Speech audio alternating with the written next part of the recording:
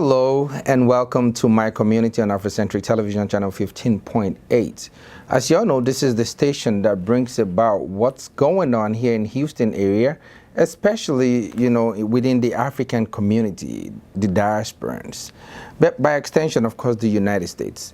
My name is Kola, and I'm here with one of our he's not a stranger to the studio, by the way. He's used to be a host here when we were still, of course, Vineyard Television. He hosted the Fresh Perspective with Adidion on Vineyard Television, and I can't even tell you. I will let him, say a little bit about himself before I actually do a formal introduction of him. Ray Shackelford. Shackelford. Yeah, Shackelford. I just gotta get it right. Shackelford. Well, first of all, welcome to the show. Thank you. I just went,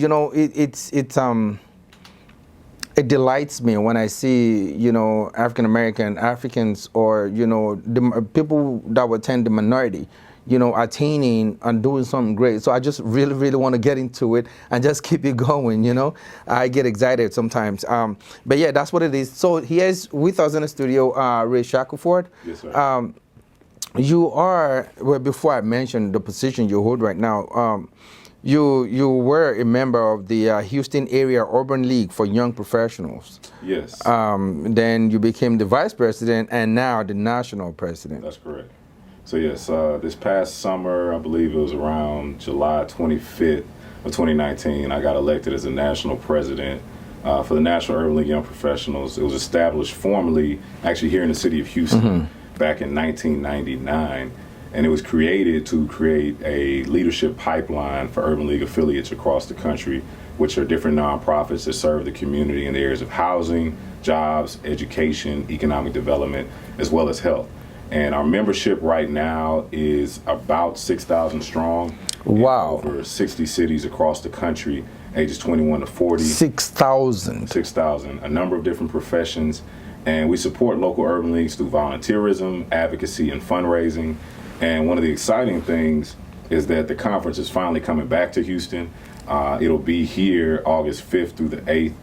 This summer, so I'm very excited. Oh, we're gonna need you to come back talk about that, because I mean, you already know there's these statistics out there that says Africans. I didn't want to say Nigerians because Right. I'm probably Nigerian, right? So Africans they have a high qualification when it comes to education, even professional level, and I don't think a lot of them are aware that there's an organization such as this that could be used to give back not just to the community and that they can benefit from. No, Also, absolutely. There's a need to do, I think, a lot more outreach. We did some small things when I was president. Obviously, Adidion helped with a lot of that. Yeah, she is awesome. She's awesome. Most recently, we actually did a partnership with them on National Voter Registration Day, organization called AfriPac. AfriPac, yeah. And so we worked with them to register voters over at Prospect Park on that day. And so we've been looking to do more in that respect. And like you said, connecting across the diaspora, because at the end of the day, we are one community. And I think it's important for us to do more education both ways to bring us together. And I actually had a conference call. I need to follow up with him, Dr. Allen. He's based out of Nairobi. They have this conference where he's trying to invite us as the young professionals over to Africa. And so that is something that we're very interested in. We're engaged in and trying to figure out the best way to facilitate it moving forward. That's in Kenya. I remember we talked about it. Yeah. So I was very clear that when it comes to Nigeria, just let me know, right? So and see how we can bridge that gap, because we have a lot of professionals here in the United States and also in Africa. But a lot of people want to go back to Africa, which is their root, but they don't know how to go about it. They organizations such as the Urban League can help bridge that gap, along with Chamber of Commerces that are around the Houston area or even the United States in general. Because sometimes what you need is the comfort where people are comfortable doing what you want them to do or what they want to do, because you work so hard for your money, and then you just don't want to lose it elsewhere. As you're a professional, they said, oh, because if you do that, they call you, oh, he's stupid. Why would you go and do something like that? You know what I mean? No, so it's always better to align with an organization that has a good vision for, you know, probably something you have in mind, and then you can collectively birth that. No, you know. You also you had a radio talk show named The Agent of Change. Yes. I like that. That's like Agent of Change. You can either be a devil or the advocate, or be an angel. But it was on Synergy Radio Network. Yes. Right. Can you tell us a little bit about that? Yes. So that was a show originally, and it's funny how I got into it. I approached Mr. Perry Seeley and Morris Parsons about doing voiceovers. And then over time, they were like, well, we don't need voiceovers, but we want you to do a show. Oh, the voiceover, you're going to be making a killer too. This your voice, man. Yeah. That was how that conversation got started. But they were like, no, we need something with young people centered around community. And so we came up with the concept around discussing politics, civics, anything in the social space, but trying to drive young people to make a change.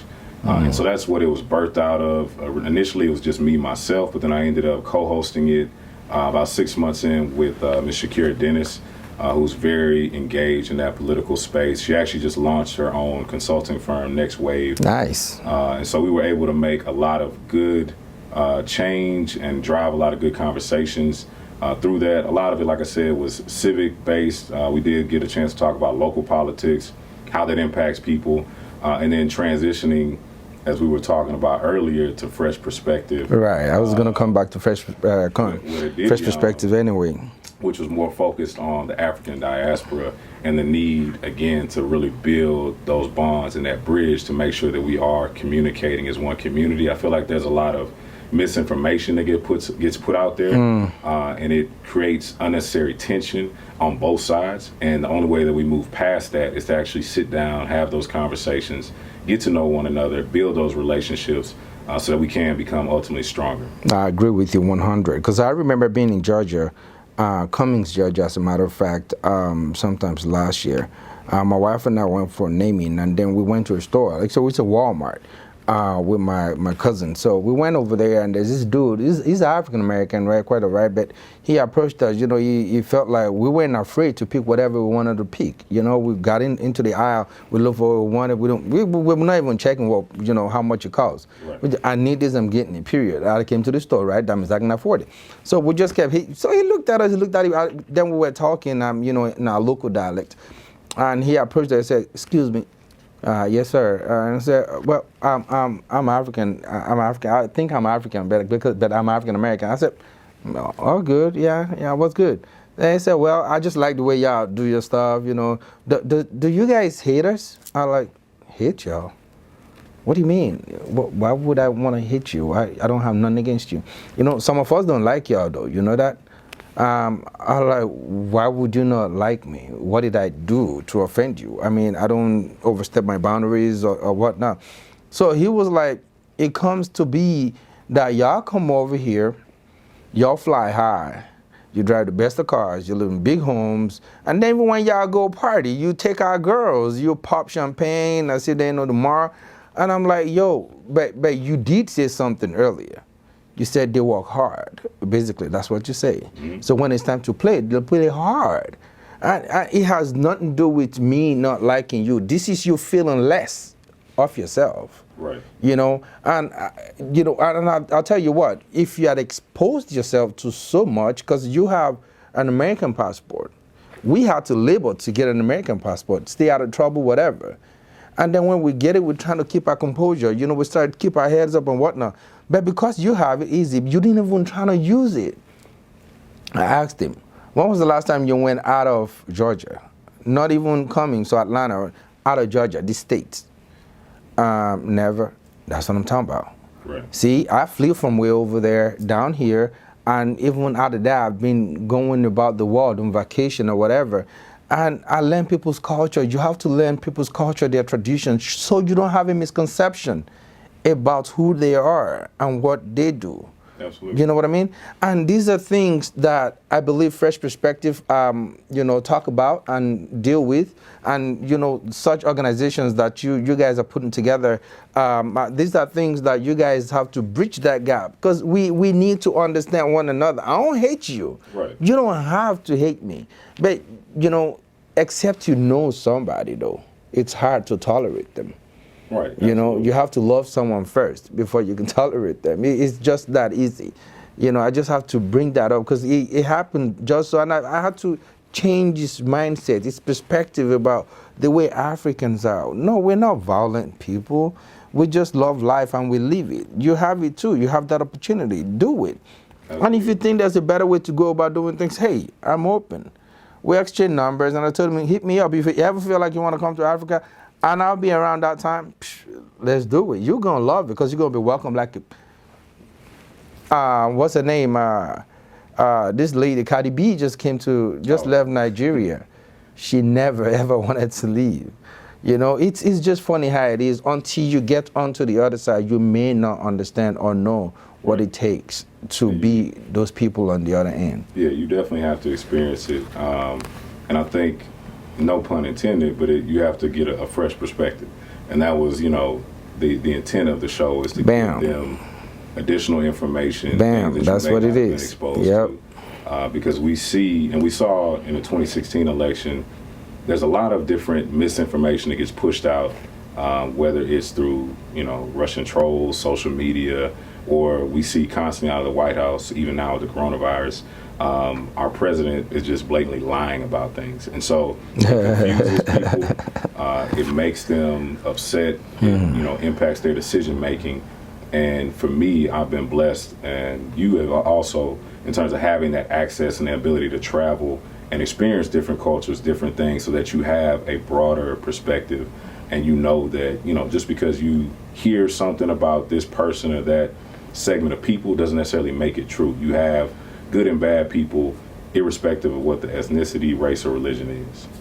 That is correct. But anyway, we still have more to talk about because the purpose of you're coming to the studio is to talk about the housing reforms in the Houston area, right? And which you're sitting on the board, right? So, but I didn't want to go into it now because you still have one more thing we still want to talk about, which is the Independent Police Oversight Board that you're sitting as a board member also. But before we do that, let's take a little break and we will be right back.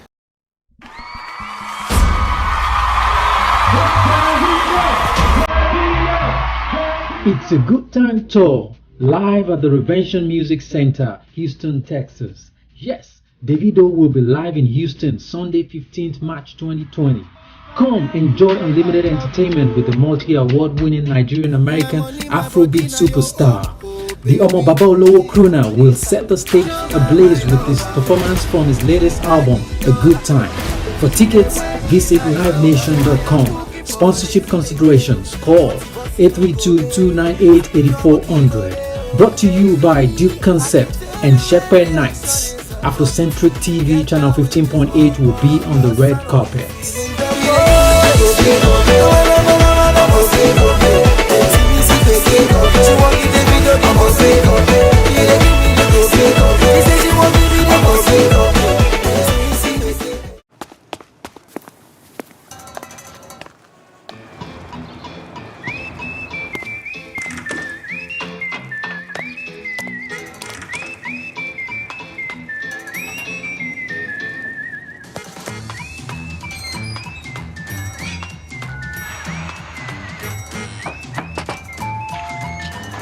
I'm a census taker.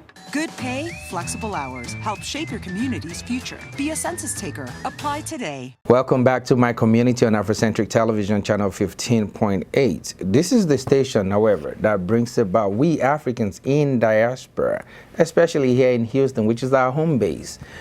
Today, I've been talking to a gentleman, of course, who was a host here on Afrocentric Television, well, formerly Vineyard Television. on Fresh Perspective, and we had a little talk about, how the misconceptions comes about and how you perceive others to be. But they are trying to bridge that gap. They are trying to neutralize the heat, the friction between Africans, because we are one, not just Africans, the world in general. I don't see why we should hate on one another. We have so many potentials. If the same energy you put into hating, if you put it into positive stuff, you never can tell how much impact you will make in your society. Anyway, welcome back to the show. I'm still here with Mr. Ray Shackelford. Yes, sir. I had to say it right. Take my time and slowly say it gently. Welcome back. Well, earlier we were discussing, Fresh Perspective and, other things that you had done, Agent of Change and a lot of things like that.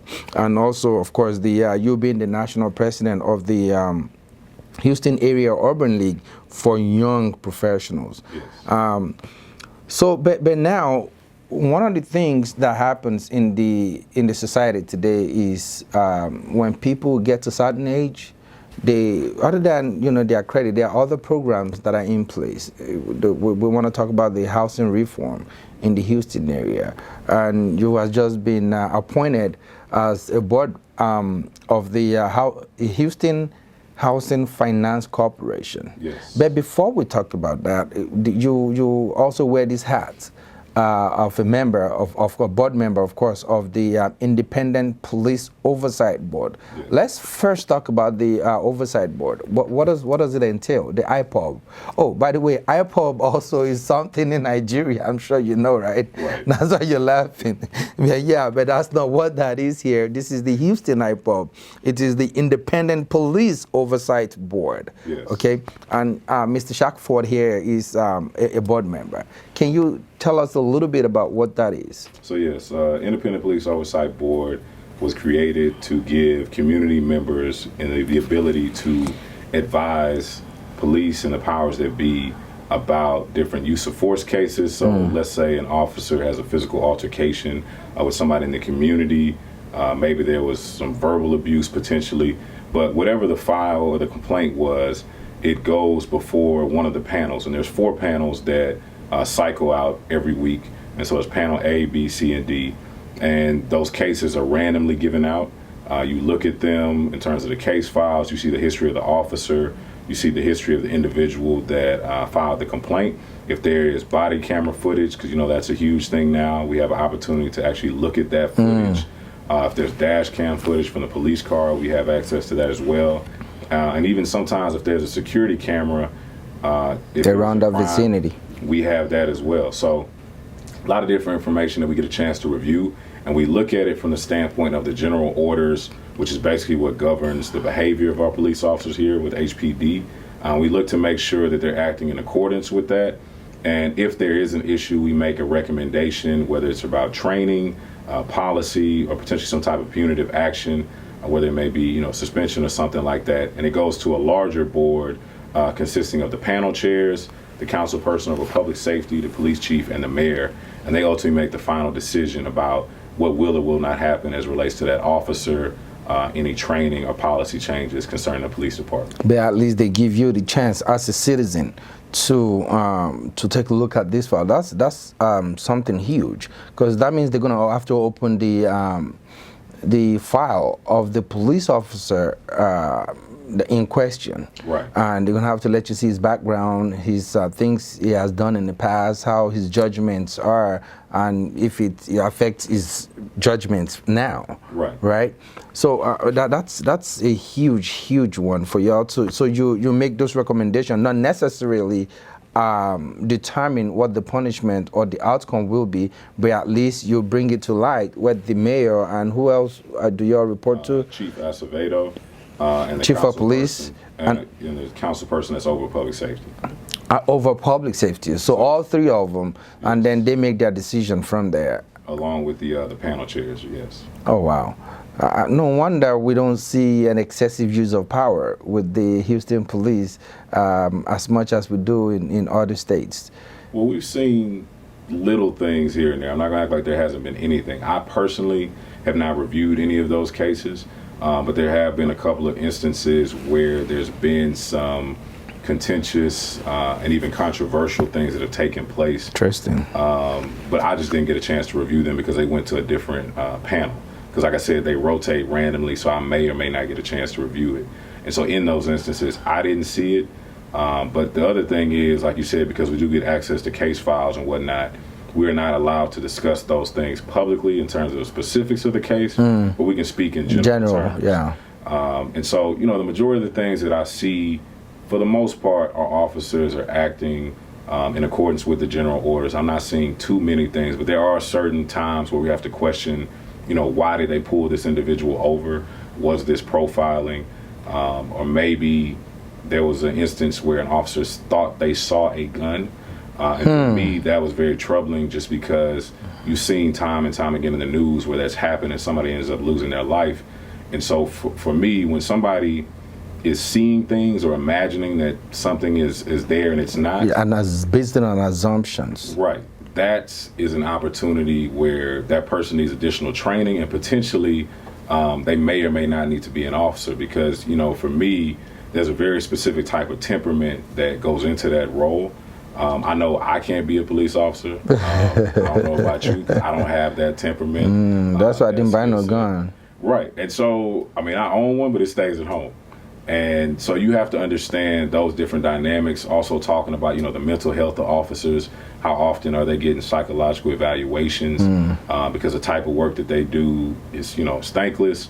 There's a lot of pressure. And, you know, interesting enough, one of the highest instances of where they actually lose their life is traffic stops. You know, it's very routine. And so, really? You know, somebody might get nervous. They may reach for something. And so at the end of the day, a lot of officers are trying to get home.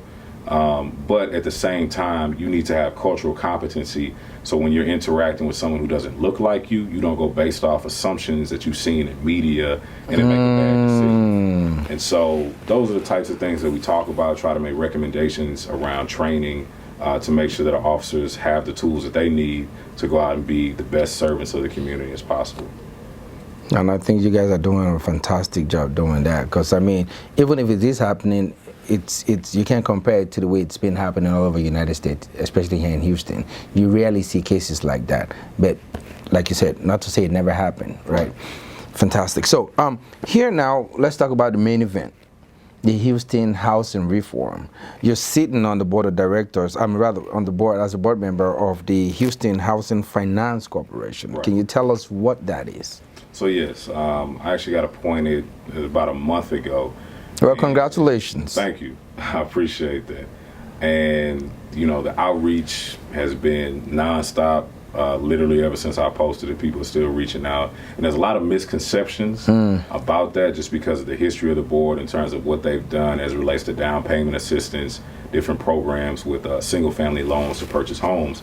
And so currently, what we focus on is affordable housing projects. Before you go into those affordable, tell us what that Houston Housing Finance Corporation, what is it set up for? What do they do? So basically, it is a arm of the city to help facilitate different projects. So basically filling in a finance gap for tax credit projects for different developers around the city within the Houston metropolitan area.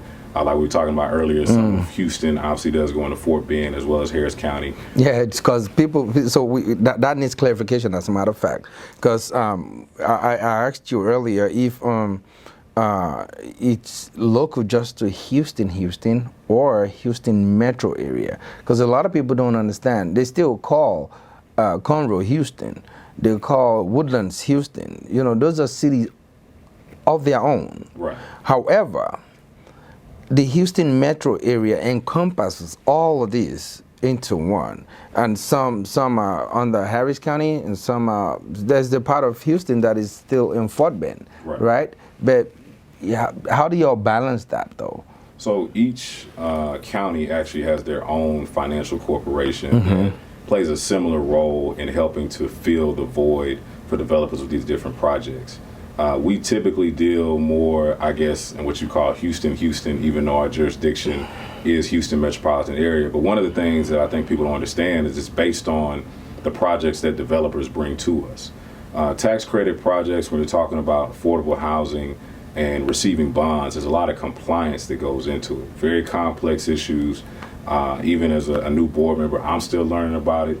There's a lot that goes into it. And so there's not a lot of developers that understand the compliance and or have the capacity to do these multifamily projects, because you're talking about anywhere from, let's say, a 70 apartment unit property to maybe 200 to 300 units. And so as a developer, do you have the capacity to do something like that?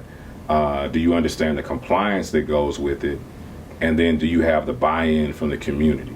So 3 things you said now. One is getting the buy-in, the compliance, and also the financial capability. Right. Before that, though, does it mean that this corporation render down payment assistance to not the okay? Let's bring it back. We have home buyers, we have developers, right? We have real estate companies, right? Loan officer, whatever in between. Now, who can benefit from this corporation? So, in a sense, all parties at one stage, but we deal directly with the developers.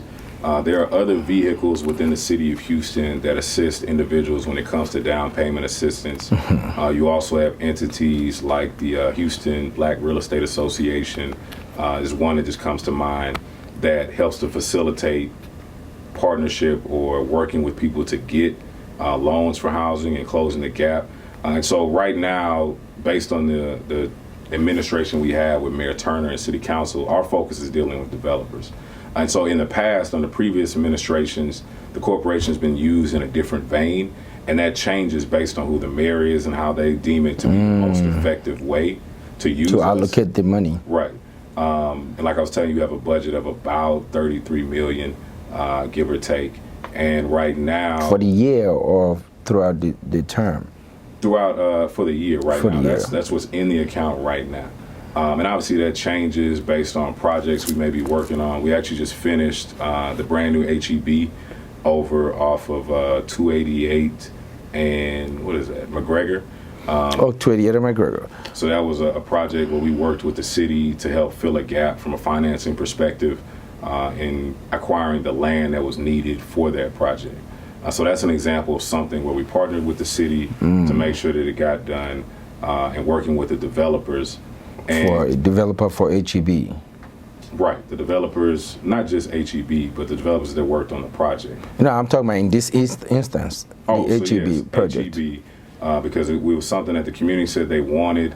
They wanted a new grocery store, even though, you know, there was a lot of controversy around that because everybody in the community didn't want that. And so that's one of the challenges, is that the community piece in terms of making sure that you are getting support from the city council person, the mayor, but also the civic clubs, the different associations that are representative bodies of the community when you trying to get those tax credits. That's a critical piece, like you said, in addition to compliance, but also capacity. Do you have the ability to guarantee at a certain level these types of deals? And you're typically talking about anywhere from $2 to $5 million that you would need to be able to guarantee, but then also the capacity to complete these types of large-scale multifamily projects in some instances.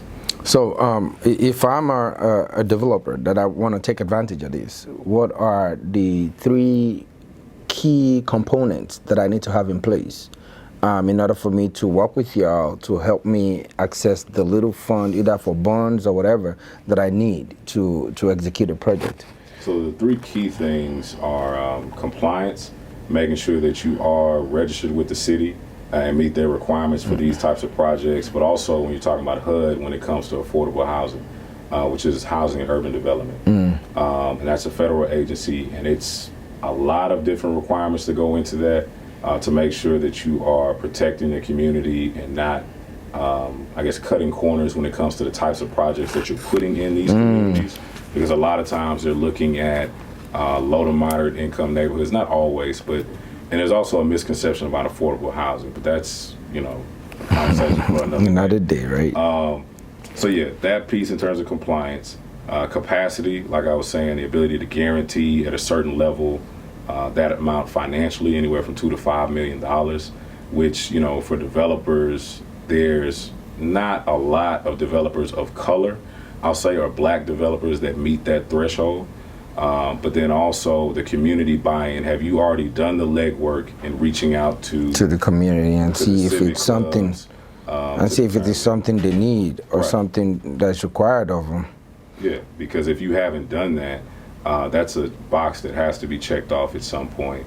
And so we have to make sure that they've done that, because if they haven't, then we can't move forward with the project anyways. It's something that would stop it because you don't have community buy-in. And people need to know that this corporation does not give like down payment assistance for. There's a totally different department for that. Right. There's a separate arm within the city that does that. You can go through different nonprofit agencies to get I think it's a certificate for completing first-time home buyers courses, and with that you can then obtain down payment assistance from the city as long as you don't make above a certain threshold when you're talking about the area median income, AMI, and that actually, I think that threshold just got increased. But yeah, that's a separate arm of the city that handles that. We do not issue down payment assistance. A lot of people have been reaching out. It's always good. That's why I wanted to just spell it out, that, you know, it's not something y'all do. Right. You know what I mean? Yeah. We do. So you work, for the most part, you work with developers. Almost exclusively, we work with developers. And so this is helpful because a lot of what I'm trying to do is more education around the board, what it does, how we can help people. And even as I learn, I'll continue to put more information out there about it. And we're here to assist you getting that out to the people that needs to hear it, because we need more minorities to be able to participate in these kind of programs, especially when it's there. And you know, knowledge, they say, is power. Information, however, is key to that knowledge. If you don't have the right information, you can't even access that knowledge that you need to execute. No, absolutely. And that's one of the things that I'm going to be spending a lot of time doing, is education and awareness, to make sure people know it exists, what this vehicle does, what role it plays in the community, but also giving more developers of color, more black developers, an opportunity to be in this space. Because if they don't know about it, if they don't know what the compliance is, what the capacity requirements, we'll never have anybody in that space. We do have a few in the state of Texas. I want to say about 4 or 5 that I was made aware of in a meeting the other day, but there's not a lot. And so you'll see a lot of the same developers coming to the table. They do also work with subcontractors. That's part of the requirements when you're looking at doing these types of projects. Right. Is to help kind of bring them along so that they are learning and building capacity over time. But that's the thing, is it takes time because it's a very involved process. So if there are, and this goes also to those, because you know there are screening levels. Some does not have the right paperwork or certification or whatever it takes, documentation, you may say, to become a prime contractor for us, even if you are a developer, right? However, if there are, I thought there are some funds set aside for minorities, right, to participate in certain projects, as the city gives, like the HUD, HUD, Section 8A, things like that. And when you're DB certified, you are SBE certified, and you know those minority men, women, veteran, you know, things. MWB program. MWB program, things like that. As a subcontractor, if I come to your organization, let's say the corporation, and I need to participate in some of these, and they are already primes that are the contract have been awarded to, and I know for sure before these contracts get awarded to primes, there's a need for subcontractors from the minority level to be a part of it. Are there ways that subcontractors can be matched with prime contractors under this corporation? So yes, not necessarily under the corporation. I think that's actually facilitated through the city. But what I would say is that if you reach out to us, then we can put you in touch with the appropriate parties to make sure that you are involved in that process. And so as people are reaching out to me, as I find more developers, because that's something I'm looking for, is more developers of color, more black developers, so that I can make them aware of these things.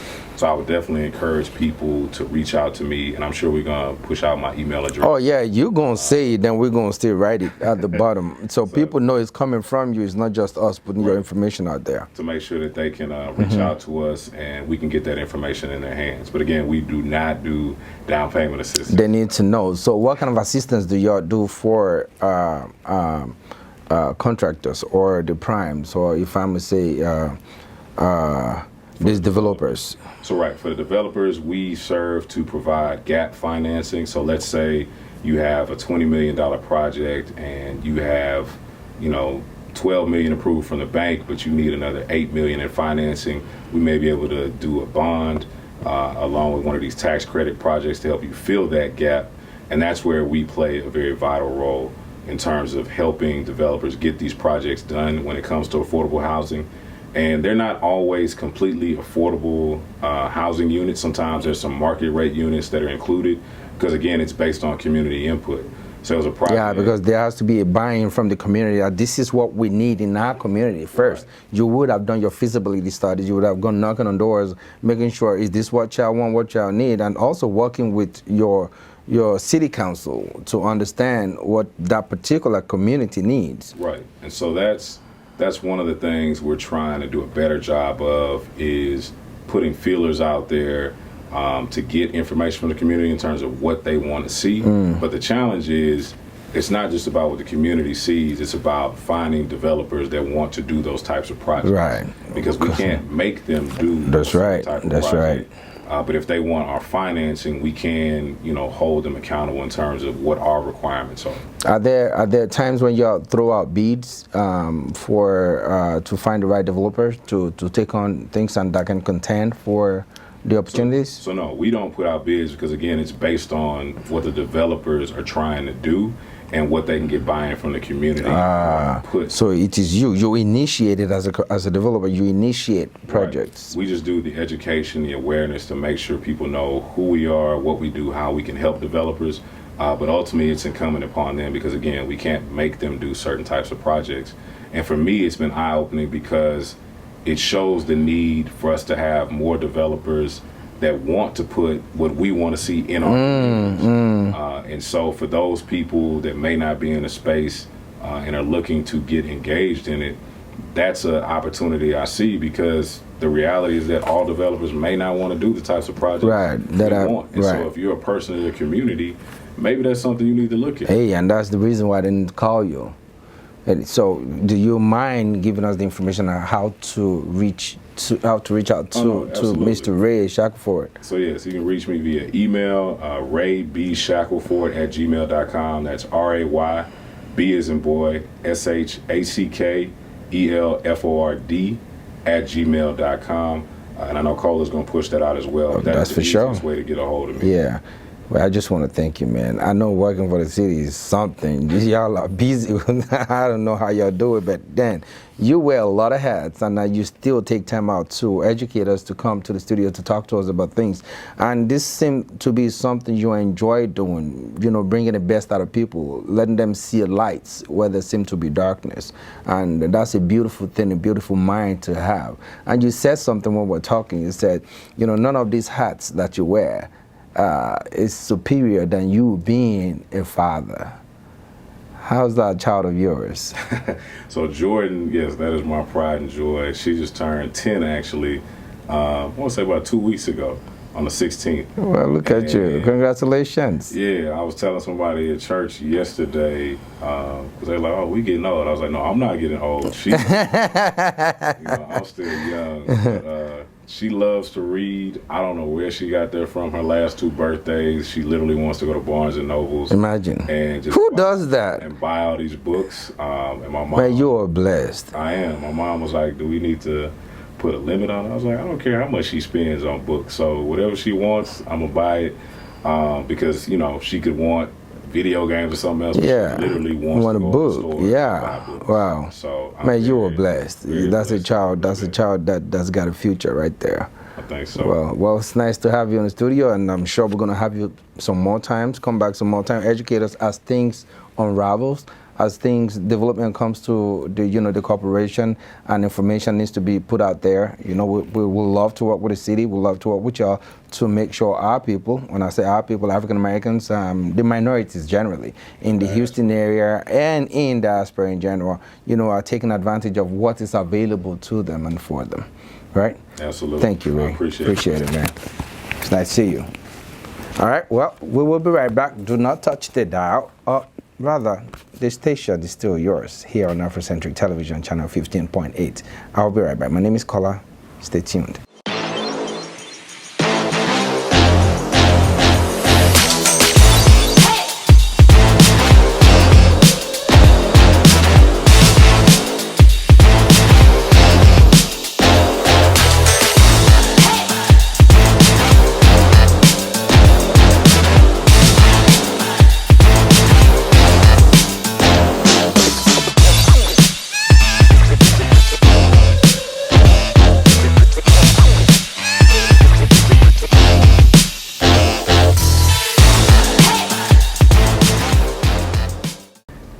Welcome back to My Community on Afrocentric Television, channel 15.8. This is the station that brings about we in the African diaspora in Houston, of course, and by extension the United States. My name is Kola, and today I am joined with our native-born Estonian, Mr. Vince Duncan. He is running for the office of the United States Congress representing District 18, and he's going to be running against an incumbent, that's Sheila Jackson Lee. So today let's hear from him. By the way, he's not a Republican, nor is he a Democrat. He's an independent.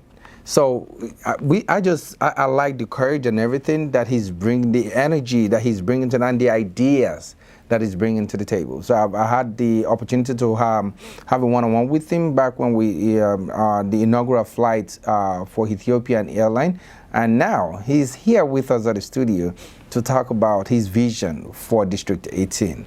Welcome to the store, Mr. Vincent. Thank you. Welcome to the show. Thank you so much. I appreciate being here. So glad to be here. We all have different paths in life, and our paths take us to where we need to be, so we can get to where we're going to go. We're glad to have met you. So happy to have met you. Likewise. So you, Mr. Vincent, you're the owner of the Pulpit People. Yes. Can you tell us a little bit about the Pulpit People? I'm a carpenter by trade. So, like Jesus Christ, huh? Just like Jesus Christ. So I'm a carpenter by trade, and what I do is I build furniture for churches. So I build podiums, I build lectern stands, I build communion tables. Anything to do with church furniture, I make it. In addition to that, I build houses, I remodel kitchens, make trim, I make baseboards and crown moldings and all kind of things that will make a house really, really beautiful. So I'm really creative with my hands, and I can see things and I can make it happen. So even you can see an empty room and imagine, visualize how to beautify it, how to make it. So that should help in this race, I believe, because I mean you see an emptiness and then you can fill it with beauty. This is exactly what it is. As a carpenter, you're going to be in a position where people will give you an idea of what they think they want. Mm-hmm. Then you'll take their vision and you can draw a blueprint and take that blueprint and make it happen. You know the materials about it, the things that you need, and you can make it happen. So politically, this is where we are too. We're in a district that's in the richest country in the world, the United States. Here in the United States, Texas is probably the richest state of all of the Amen states. To that. And then after that, you come to Houston. And Houston is one of the richest cities. It's the energy capital of the world. Of the planet, right. Now, in District 18, man, we're living in poverty. And there's something wrong with that picture. When the people in our district are ignored and left behind. And so this is what I want to do. I am challenging the status quo. That's a huge leap. Yeah, I mean, I just didn't believe in it. I just said to myself, man, if a person, politically wanted to join the Democrats, right? If a person politically wanted to be the part of Republican, more or less they work for that company. So the DNC and the RNC, they two private companies. In some kind of way, two private companies have bought every seat in the United States. Every senator, every judge, every state rep, every city councilman, they all report to the DNC or the RNC first. And then so, they have their own policy. They have all of those things in place that you have to comply with. Yeah, and it have nothing to do with America at this point. And so when I looked at it, I said, man, I want to fight for what I want to fight for. I got a list of things that I can go and talk to my neighbors about and say, what do you all think about these things? And just talking to them is how we make laws. And so this is what I got off into. Right now, we're hearing about the primaries and all these people in it, and candidates are dropping out, right? And I'm listening to the presidential candidates, you know, like Kamala Harris and Corey. Yeah, all of those. Castro. Yeah. Even as early as this past week, Buttigieg just dropped out of the presidential race. Him and the other billionaire guy started. Last name started with ST. But I was just listening to them, and I was thinking to myself, how could you quit on something you believe? I mean, for him to get into it, and why would you quit on what you believe? And so this is what it is. And so as a person and politician, and I came up with a platform, I was thinking I would never quit on what I would believe. And in my case, thousands and thousands and thousands of people support me. And so I would be quitting on them. And so when I'm listening to them, I say, man, they wasn't committed. You know, it was just it was a job. It was a act. Like a typical one, a job that you can get, and then if you don't like it here, you fly to the other. Yeah. You can just submit your resume elsewhere. But if you believe in a course, you can definitely, you're going to follow through with it. And that's exactly what you're doing. And this is what I'm doing. So I'm following through on what I believe. We have a whole list of things that we need in our district, and we need access to the president. We need access to the Secretary of Education. We need access to the Secretary of Commerce. We need access to the Department of Health and Human Services. Now, all of these levels in my district we're lacking. You know, we're lacking in commerce. We're lacking in access to get loans for our businesses. Really? So we can finance things, man. Let's talk about so these cities under your district, under this District 18. What zip codes, or can you, off the top of your head, what zip code can you remember that is within District 18? Well, I have a map if you like to see it. Yeah, please. Okay. So here we have a map of the district. All of the dark gray is in District 18. So you're talking about the 770 8090 77073, a part of 77373, a part of 77032, 77050, 77016, 078, 028, 013, 026, 020, 029, 008, 004, 021, 021 here, 02 also. So you're part of downtown, 77091, 77088, 77037, 77086, 092 also, 1067. Wow, this is like the biggest in Houston area, so isn't it? The District 18 runs as far north as Intercontinental Airport. It runs far west as Cypress. It runs far west as Spring. All right. Then it comes all the way back into all of North Houston. So communities like Acres Homes, that's part of way out there. Yes, it runs. It's huge. Then it comes all the way back to downtown, and it covers communities like Fifth Ward, Third Ward, part of Sunnyside. Then it runs far as Fort Bend. So District 18 runs far south, past the Astrodome. All right, and this is all in District 18. So we're about 825,000 people in District 18. Out of 825,000, we're about 300,000 registered voters in the district. All right. Most of the north part of Houston is really heavy African American, and let's say around in the late 60s, they gerrymandered the district to give blacks an opportunity to be represented in Congress. And so after, and this was under Lyndon Johnson. So after Johnson gerrymandered the district, he pretty much concentrated in black areas. all right, primarily black areas, and sure, then somebody black will have opportunity to go to Congress. So he concentrated in Acresholme, Fifth Ward, Seneca, Settegast, Sunnyside, all of Third the areas Ward. where the blacks were, and then especially during that time, downtown. You know, downtown is changing now, where people are moving into downtown, but you Of know, course, a it little used to while back, be swamp yeah, it and was stuff just like that. pretty much us, right? So they fixed it. So Barbara Jordan was the first person to serve in that position. Mickey Leland was the second. Craig Washington was the third. All African Americans now represented by Mrs. Sheila Jackson Lee. And so I want to jump in there and I want to take it the next step higher. Hey, I'm with you all the way, right? So, but the Sheila Jackson Lee, she's embedded, I would say. She's been in Congress for how long? 20 some years, right? Yes. And then she's been to Africa, a lot of the countries in Africa. She's, in fact, as a matter of fact, she went to school in Nigeria. Oh, wow. You know, yeah. So and so she's won a lot of hearts from the African community.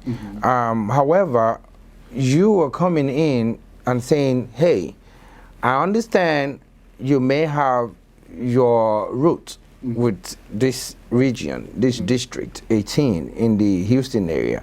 However, there are ways things could be done differently.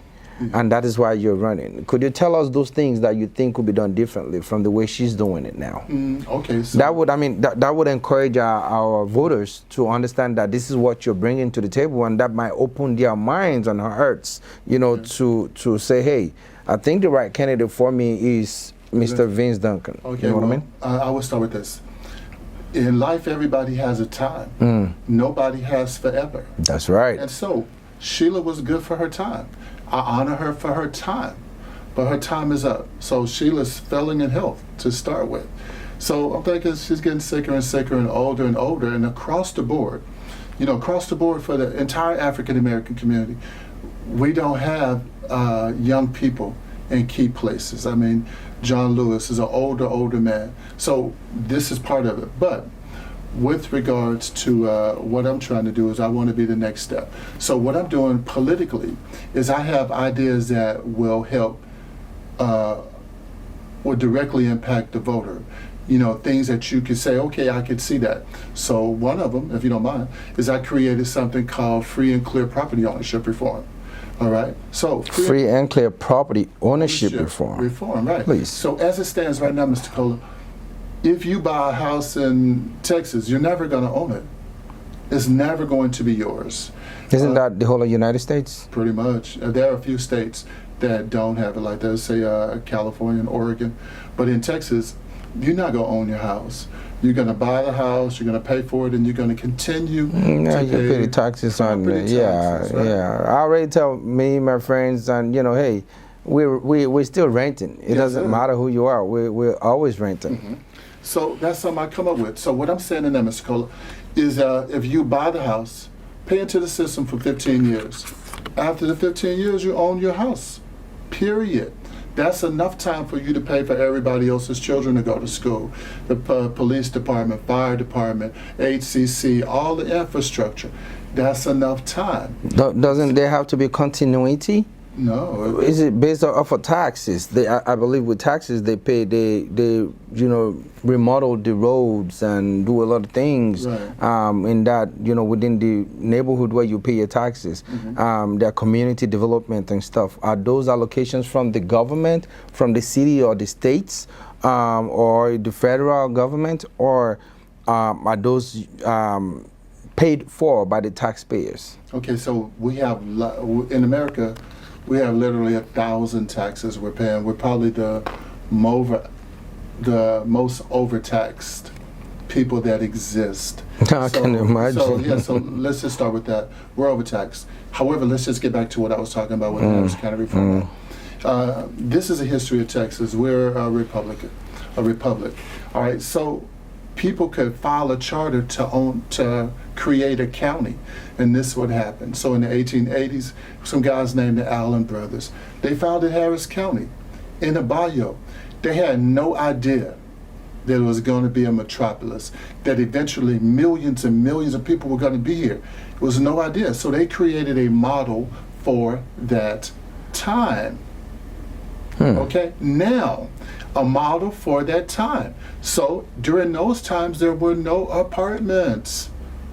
So they attached the responsibility of maintaining what Harris County was to the homeowner. Well, things have changed. So it's not a little small village. We're a metropolis now. We're, in my estimation, in Harris County, we're a community of at least 8 million people. Okay, we have a huge invisible population here that's not counted. We're a sanctuary city. So we have additional millions and millions of people that don't make a contribution, or not on record making a contribution. Let's say that. So what I'm saying is, as it stands right now, Mr. Cola, 3 in 10 people in Harris County own a home. 3 in 10. Where did he say that? I've done my own surveys. So 3 in 10 own a house. 7 out of the 10 rent. I think we all rent. As a matter of fact, if you ask me. So you in a house or an apartment? A house. Okay, so you're a homeowner, all right? Okay. All right, well, the 3 in 10 bear the responsibility for everybody else. This is a point. So when they created it, they didn't have any idea that many people would move here, and surely they thought somebody would adjust it by now. And nobody's visited it. Nobody's thinking about it. So what happens is when you off into these political companies, then you just follow instructions. Now, so what I'm doing is I'm creating a way to say, hey, listen, you can actually own your piece of the American dream with me. If you help me, you're going to own your piece of the American dream. With these people here, your American dream ain't going to never be in your hands. It's always going to be in their hands. So right now, all over District 18, all over Texas, people are losing everything they've ever worked for because of the property taxes. Right? They're foreclosing on people daily, taking everything they ever worked for. So this is just one of the things that I would do. And in fact, I'm working on it now. So whether I can win the office or not, it still doesn't change the fact that we need a new set of laws to go by. And so that's just one of the things that I'm working on.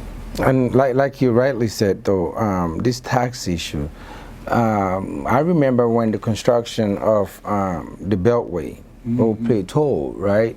And then, yeah, I see it on here, so I have to bring it up.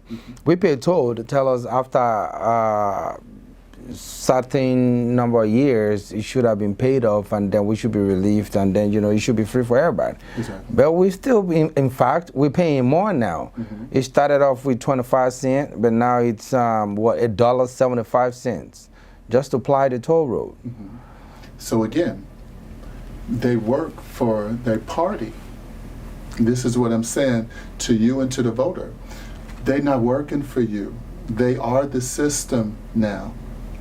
Every candidate you vote for, they're not going to ever talk about things that I'm talking about where you in charge of your own destiny. So when I came up with the toll road relief, it was the same logic. In '83, they created the Harris County Toll Road Authority. They gave them a then unheard of $950 million, which was $50 million short of $1 billion. That was unheard of then, to build a road with our money. So they take a road that we paid for and still build it bill you with our for money it. and tell us after we pay for it, You're still going to get billed for it to use it. there you go, we're supposed to be free by now. But ain't nobody fighting for you. Yeah, because you probably don't know what's in the concession. Ain't nobody bringing it up because they can't. They can't. What I'm doing right here is free American democracy. And you want to start locally here in District 18. What I'm saying is from Congress, you affect everything. So all the funding that comes from every highway goes to the Department of Transportation in Washington, D.C., comes from the Department of Transportation in Washington, D.C., to Austin, and then from Austin to the counties. So you affect everything. So everybody in Houston right now collecting a check, they're going to have FICA. that all that money is going to go to Washington, and then it's going to be redistributed to every state, and then the state is going to be redistributed to the counties, and the counties are going to redistribute it to the cities. And yeah, the communities so take advantage and of. Congress, I can say, hey, look, man, we need to change the toll platform. It's ridiculous, but I can bring it up, but they can't. They got to talk about, the same things. Health, education. Right. They can't come up with no the little details that we need in the district. That's what I'm saying, and not in the district, all over, but it just kind of gets. Yeah, let's just start with the district. Yeah. So and I learned also that you also were part of the people that fought for the Houston Hero Ordinance. Yes. Yeah. Can you shed a little light on that? What you said? Because not everybody understand what it entails. Because I remember when Target wanted to make the restroom. Goodness, I'm like, I'm afraid for my child's life. A pedophile can just walk in there when my child is using it, because she may forget to lock the door if she was pressed, and then he walk in there with them, and anything can happen. So let me kind of rephrase that for you. I fought against the ordinance. Against the ordinance, I didn't want to see it happen, and so. There were very, very few black politicians who did that. I was one of only a handful running around telling everybody you couldn't do it. So the way they sold it to us in the black community, they said, this is civil rights, this is civil rights. Well, they don't have to explain anything. So if they say civil rights, we take it personal. We say, oh, that affects us. What are they trying to do now to push us backwards? And they don't explain anything. Then when I found out that it wasn't a civil rights thing, this was like a transgender thing, where a set of men can say that they are a woman. They identify us. Right, you ain't even got to be it. All you got to do is say it. And you can walk in any bathroom you want to. And I said, who does this? Who comes up with this? I know. Right, and so they do, and so politically, I jumped into that. And so when I got into it, I was one of the only few blacks doing that, talking about it. And it was some conservative white people said, man, you're crazy. We'll help you. So they helped me print thousands and thousands of flyers. And they paid for thousands and thousands of robocalls for me to get the message out there. No, this is not a civil rights issue. Wow. This is like a transgender thing going on, and they're trying to sell it to us as civil rights. This is it has nothing to do with that, and what they want to do is let men walk into women's bathrooms and showers, and a lot of, even President Obama said it was okay, and I was saying, man, he supported it. He supported it. Turner and all those guys, they supported that. And I was dead set against it. So when I would go and talk to people, they would thank me for coming out and let them know and shedding light on it. So yeah, I'm involved in politics. Fantastic. So while we're rounding up, are there things you want to tell your voters? So we will still wait till November to cast the main vote, right? I think that was November 3rd or 5th, something like that, right? So what do you have? What information? How can they follow you? How can they be a part of your candidacy? How can they support your movement? If you don't mind telling our. I don't mind, man. I'm so happy to tell everybody I know what to do. Please. Here's the deal. Let me explain to you, if you don't mind. Yeah, please, go ahead. I'd like to explain to you and the audience how America's supposed to work. Please, do we have time? By all means. Okay, so here's how America was established. It was established where the people would always be represented.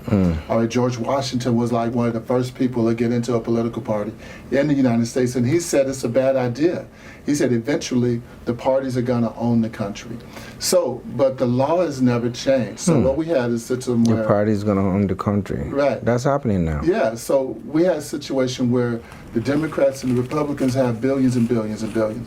So they kind of muddied up the water on what the laws are, right?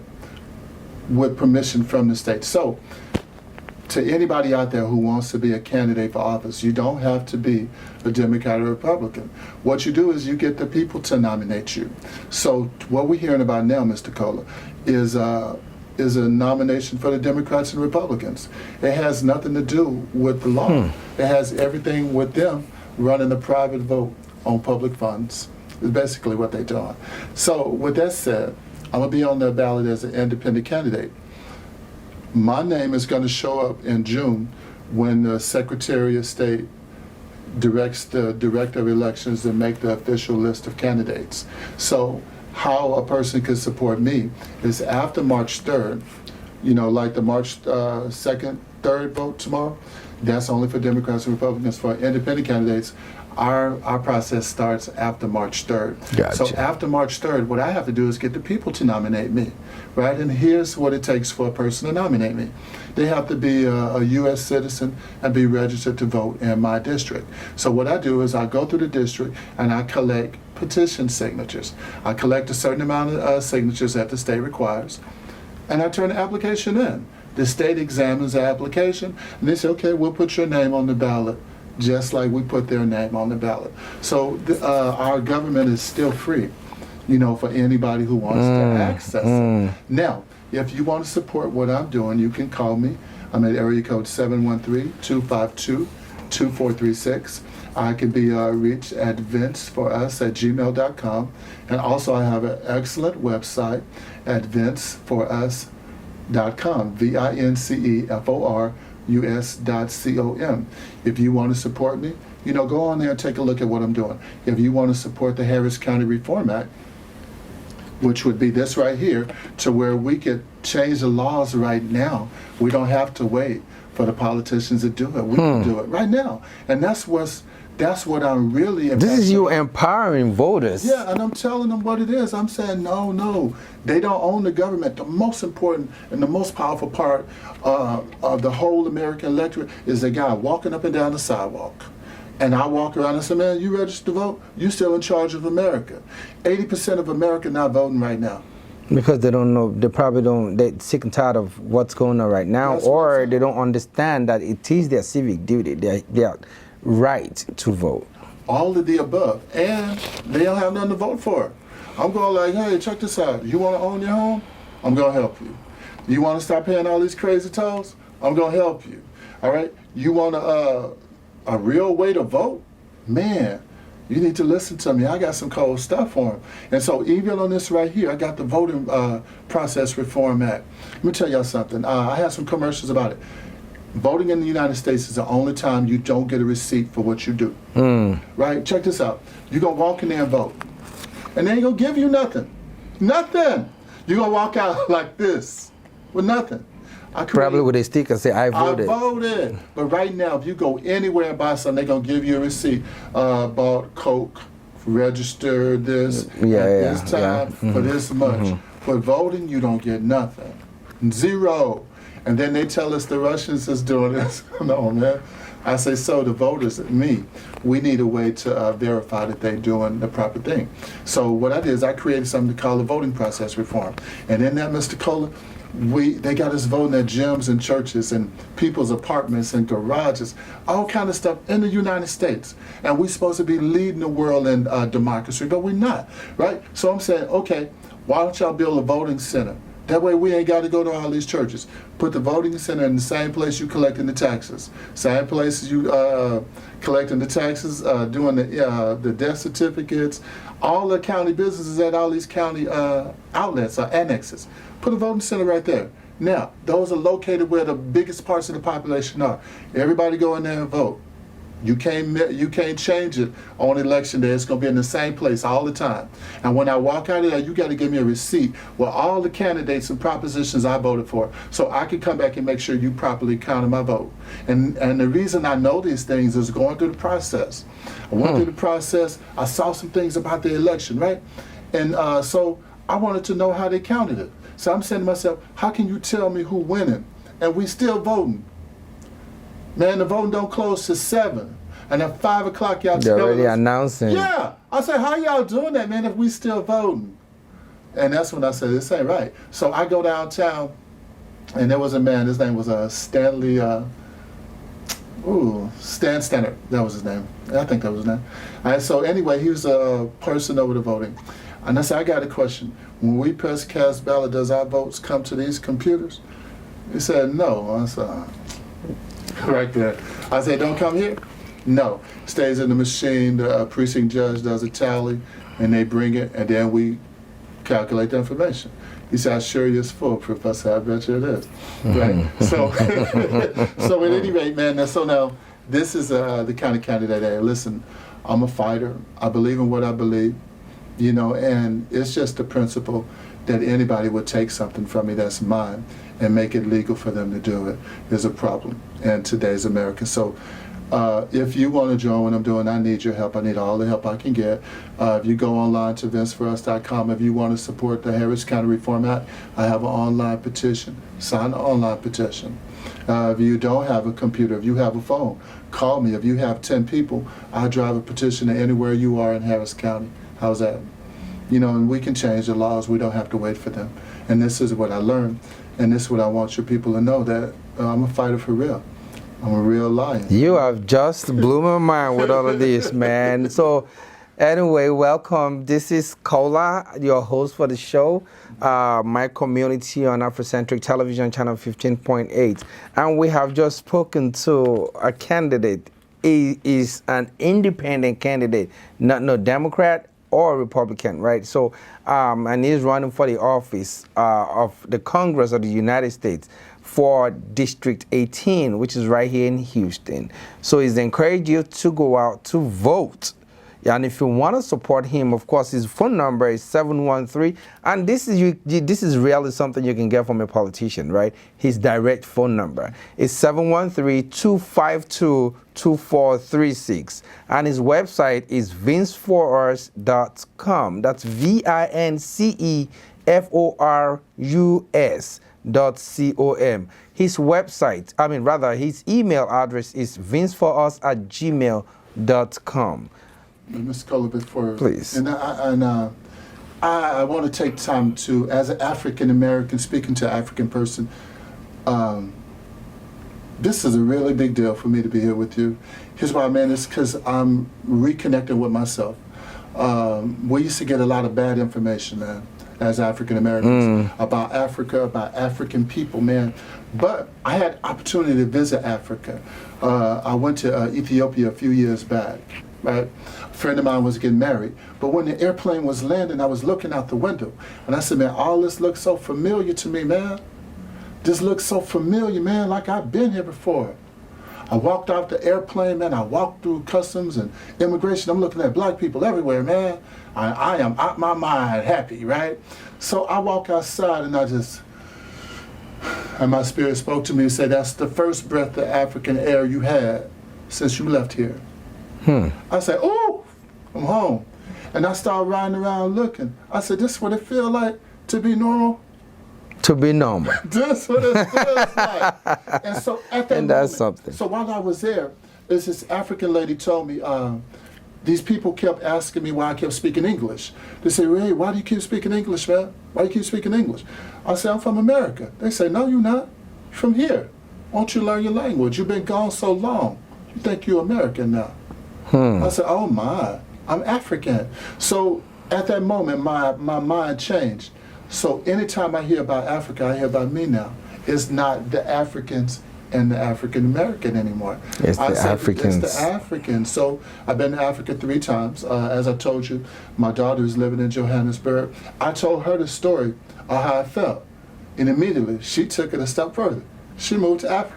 And now she works with Microsoft, She works with Microsoft. and then she's been to Namibia, she's worked in Botswana, Zambia, Zimbabwe. She's worked in Cairo. Cairo in Egypt. Yeah. So and South Africa. And she lives in South Africa. So she told me, she said, Dad, I don't know if I'm gonna be able to make it back. I said, no, we want to see you. Yeah, of course. So they're extending her time in Africa. But man, I just wanted to share that with you and your audience. That's a testimony. That this is really big for me, for the African community, to say, hey, that's our brother, and we'll give him a chance if nobody does. And so this is what this means to me, and this is why it's such an humbling experience for me. And man, I'm on fire, and I was already on fire before I walked in here. Right. But I seen this on Afrocentric TV, and I looked and I said, hey man, that's what's up right there. And now I'm sitting here talking to you. It's a pleasure. It's all good. It's man. a pleasure. Thank you. Thank you, Lord. Thank you for honoring us at the studio. Yes. So do not touch the dial. We will be right back. Okay. Thank you.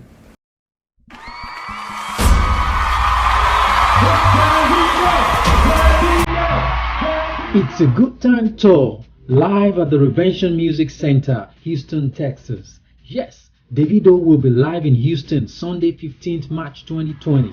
Come enjoy unlimited entertainment with the multi-award winning Nigerian-American Afrobeat superstar. The Omo Babalowo crooner will set the stage ablaze with his performance from his latest album, A Good Time. For tickets, visit livenation.com. Sponsorship considerations, call 832-298-8400. Brought to you by Duke Concept and Shepherd Knights. Afrocentric TV channel 15.8 will be on the red carpet.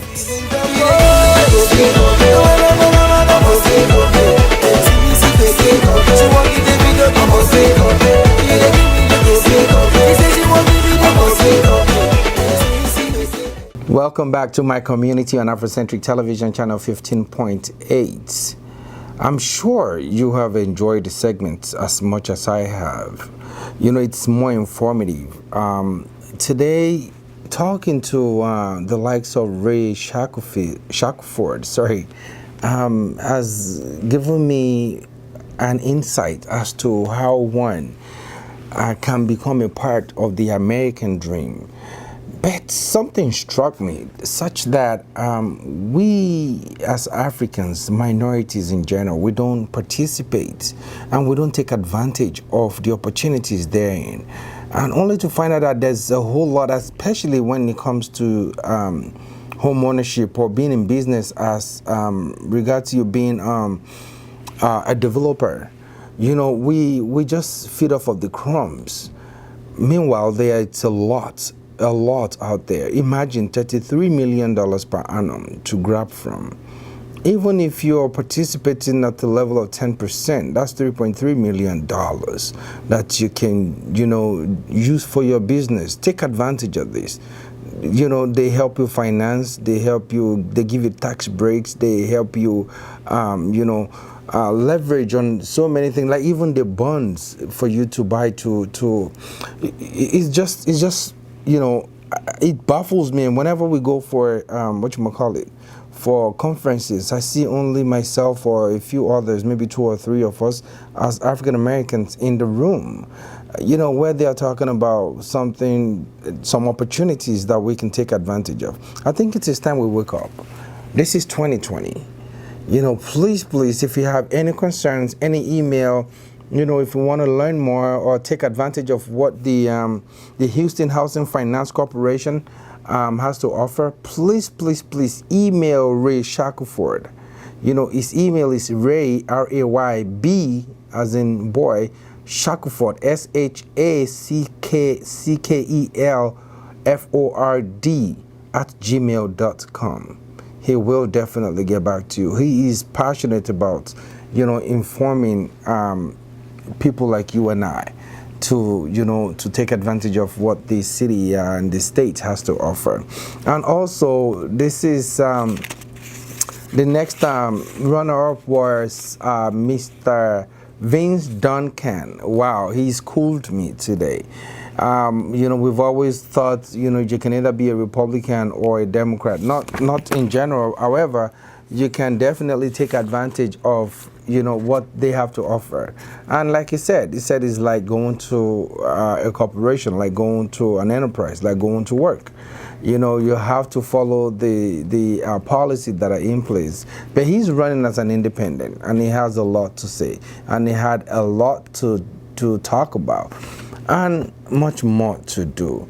Well, the choice is yours. Like he said, it's after the 3rd of March. That's when, the ballot is open for you to vote for liberals, for as an independent candidate that he is running for the United States Congress, representing District 18 here in Houston, Texas. And the incumbent is Sheila Jackson Lee, who we all know and love dearly. But, like he said there's time for everything.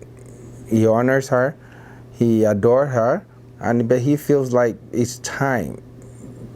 The time is up. But again, he can't do it without you. So if you want to support him, you can email him at vinceforus vinceforus.com. That's his website, but email is vinceforus@gmail.com. So Vince is VINCEFORUS.com. That's his website. Please be on there. Let him understand what your feedback, and see how we can improve or get better. Lend him your voice, and go out there and support, if his vision, of course, correlates with yours. Until next time, please don't forget to subscribe to our YouTube channel, Afrocentric Television. That is Afrocentric is with a K at the end, not C.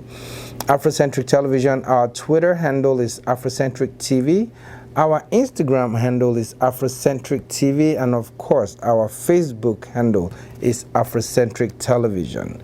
Please subscribe to all this social media network. Let's grow together. And if you have a business you want us to showcase, if you have a comment, we'll love to hear from you. Send us your message at info@afrocentrictv.com. Afrocentric, again, is with a C at the end, not a K. Is with a K at the end, not a C, sorry. So please, please, please, we need your feedback, we need your support. And if you think you have the skill, the talent to work with us, also shoot us an email. We will love to work with you, and we'd love to hear from you. We have many shows open for you to be a part of. Until next time, please, please, please go out there and vote, but stay out of trouble. I remain your host, Kola. Take care.